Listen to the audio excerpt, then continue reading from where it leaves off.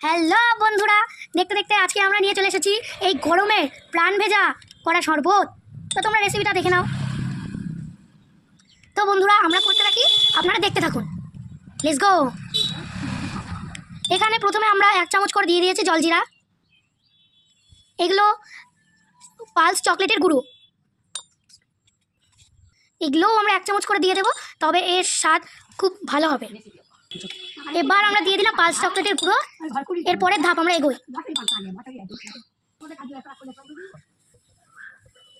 তো এবার আমরা একটু ঠান্ডা এর মধ্যে অ্যাড করে দেব।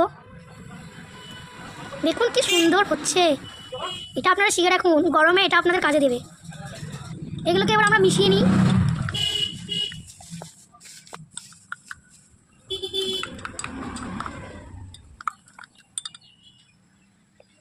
তো বন্ধুরা, খেয়ে দেখা যাক কেমন হলো এত কষ্টের ফল।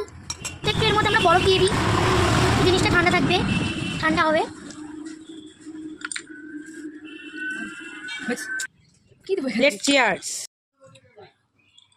খুব সুন্দর বন্ধুরা, আপনারা একবার খেয়ে দেখুন, আপনাদের নিশ্চয়ই ভালো লাগবে।